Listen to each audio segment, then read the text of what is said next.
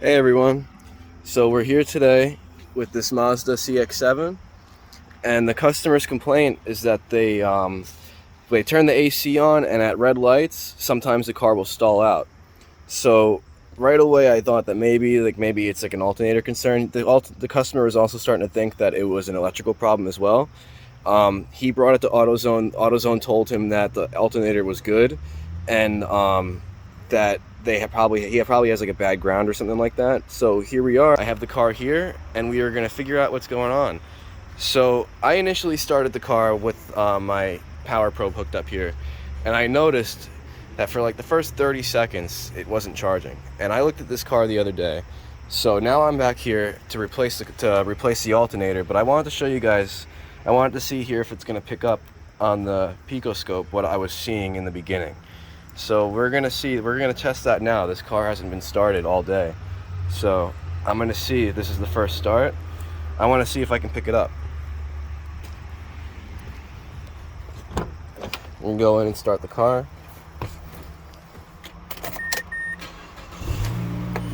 Now, like I said, when I looked at it the other day, it was at like 12 volts for like the first 30 seconds. Let's see. Look at that. Waiting for charging.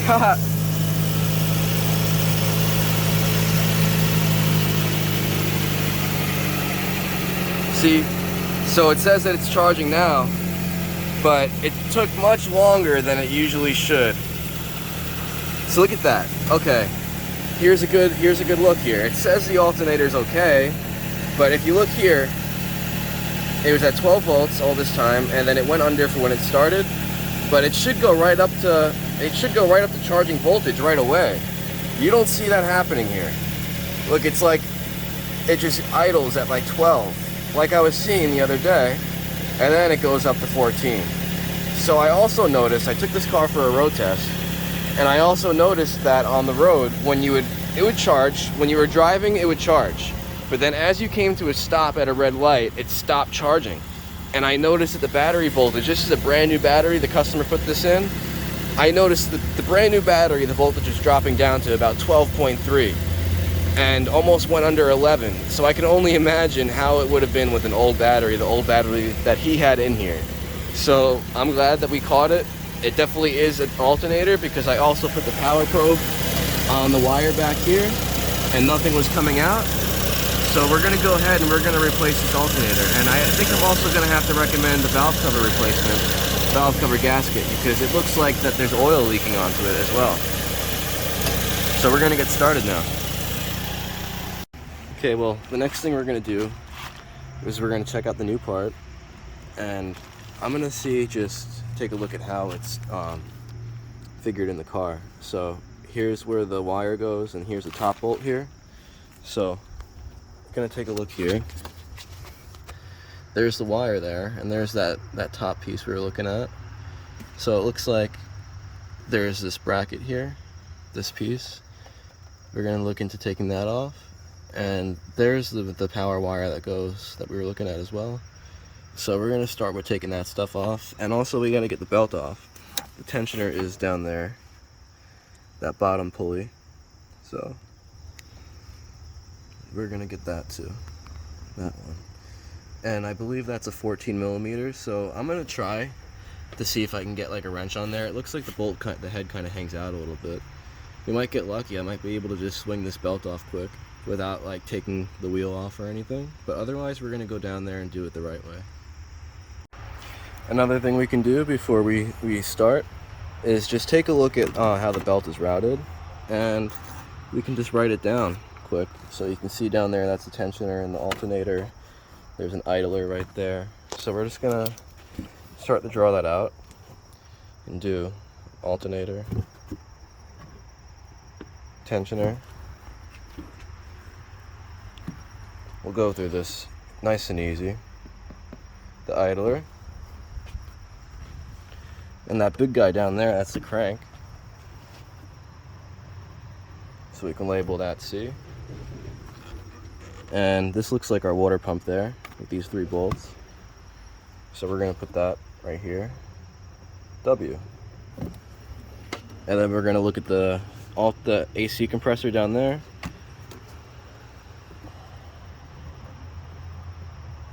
And then we have the power steering pump. So that's like kind of what it looks like, right?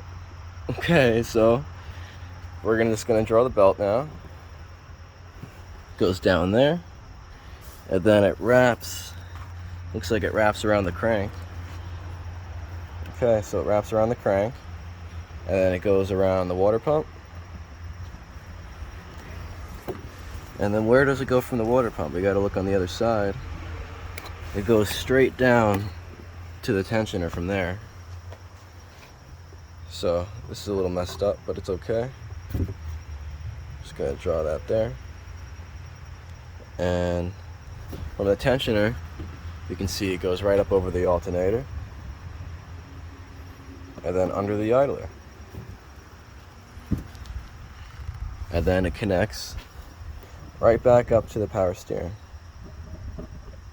Okay, so just in case we forget, that is what it looks like. I kind of should have spread this out a little more, but that's okay.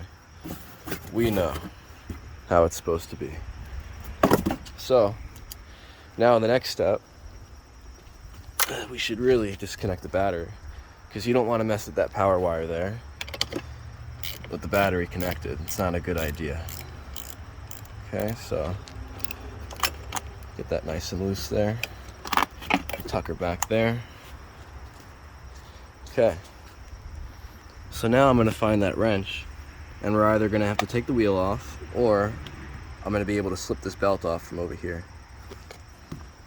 Okay guys, we do appear to have gotten lucky, and this car needs an engine mount, you can see, but did get the belt off here, and I'm just going to keep this wrench there. It's in the perfect spot, and it's just resting on the frame right there. It's not really resting on that AC line. I'm not worried about that. So we're just going to keep the belt like this make it easy. And now we should have enough room and everything just to get the alternator out of here. So we're going to look into that now.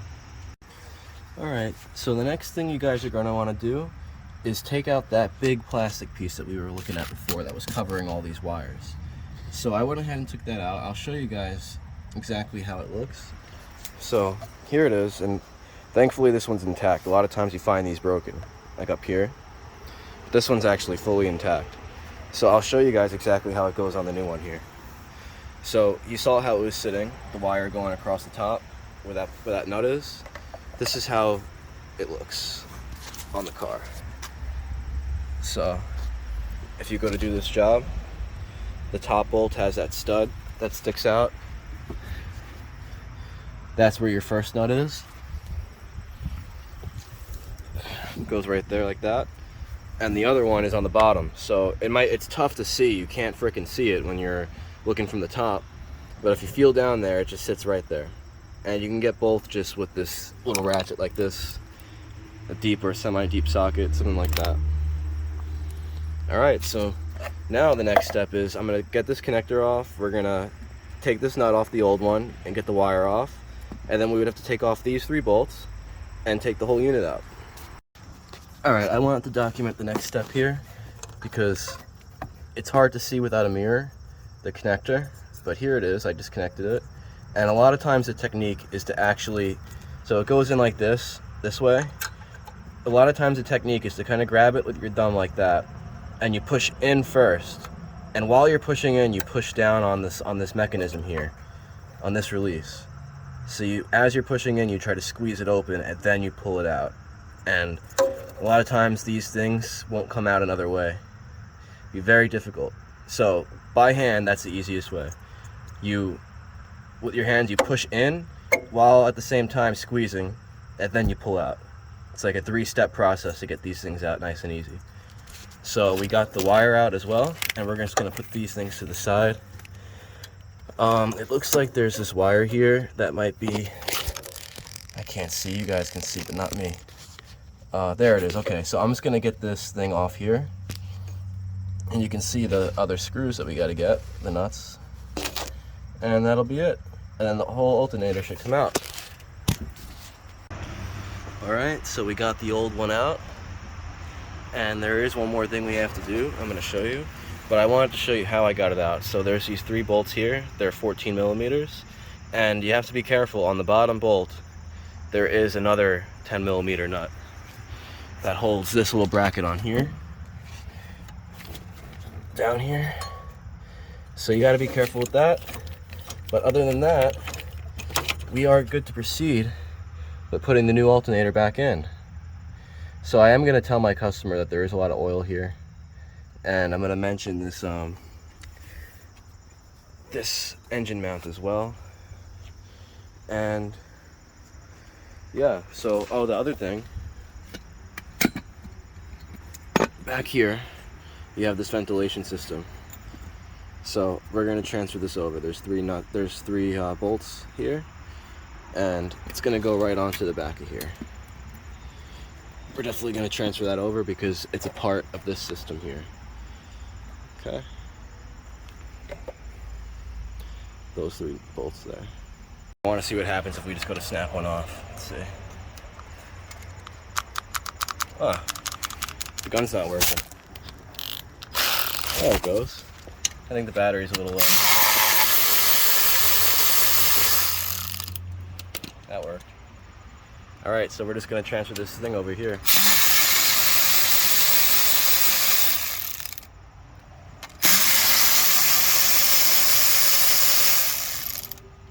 Okay. So we're going to line it up the same. Just like that. Whoop. Just like that. Now, there seems to be like this little seal here. So we're going to put that back on, right? And then we're just going to slide this guy down right here. There. And we will start these by hand first. That's okay. Okay.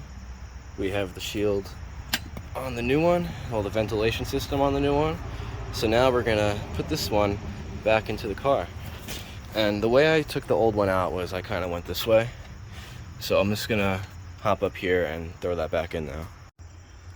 Alright, so we got the new alternator in here. I got the new connector, I got the connector put in, and I got the power wire hooked up, and I torqued all the bolts. So before I go any further and put the shield back on, what I'm going to do is I'm going to put this belt back on now. So that's what I would suggest doing next. So I'm going to go ahead and do that now. It's going to be tough to film it and do it at the same time, so I'm just going to update you guys once I'm done. Alright guys, thankfully this belt was actually super easy to put back on. So I just pulled the tensioner with my left hand and I slid the belt right back under this idler here with my other. So yeah, I wouldn't suggest taking the whole belt off, especially if there's no cracks on the belt or anything. This belt seems to be fine. So now we're just gonna finish it up. All we have to do now is actually the last step. And then we gotta reconnect the battery. And then we're gonna hook the Pico back up and we're gonna do that test again, and we're gonna laugh together because we're gonna see the difference between the 2 tests, even though it does come up as a good battery and alternator, like AutoZone did say. AutoZone did say the alternator was good, but it did go under the radar of the tester. We proved it. Alright, so we've got the new alternator back in. We connected everything. We went through the whole process of putting everything back together. So now we're going to do the first rip, the first start. And what I want to do on the first start is have this battery test hooked up. So that's what we're going to do. And we have the Pico here. And we're going to be analyzing the battery and the alternator at the same time. So we're going to see before. Remember before how it took a long time? It said analyzing charge or whatever. It waited a while. It's not supposed to do that. My instinct says that's wrong. So we're going to see.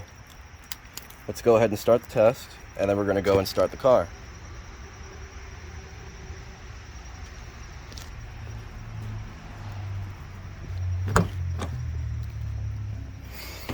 Alright, moment of truth. starts up nice and strong because the battery is brand new. Finishing capture, look at that, before we even got back to it. Look at that, 14 volts, fast. All right. We are looking good here. Battery needs a little bit of charging, that's okay. Now what we're gonna do is we're just gonna look over the car with the engine running. Everything seems to be good here. We can also X out of here. I'm gonna save this.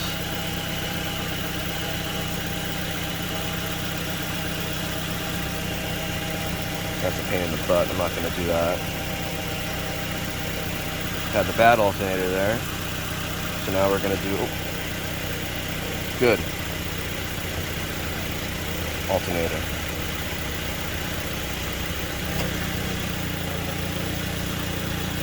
And I'm going to be giving both of those files to my customer so he can see the before and after of the old alternator and the new one. So that's interesting.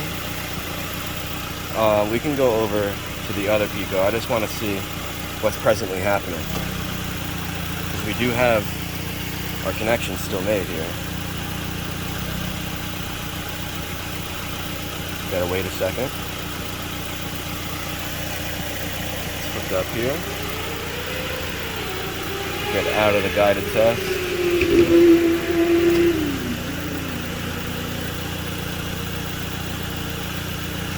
That's cool. It's the amperage at. I have it reversed, so don't mind the negative part. Actually, let's go ahead and flip that around.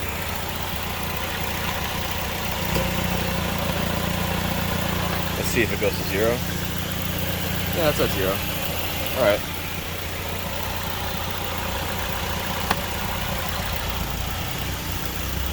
There you go. We're coasting where we should be, in between 12 and 16. And the current is doing what it should do. It's charging the battery. So it looks like we did a good job here, guys. I'm really happy that it ended up being the alternator, because other problems like that kind of sound a little expensive, right? If you got a bad wiring problem, we'd have to start digging into the car and shit. So, we did good today, guys. See you later. I got dirty. Whoa, I got really dirty. Good night, guys.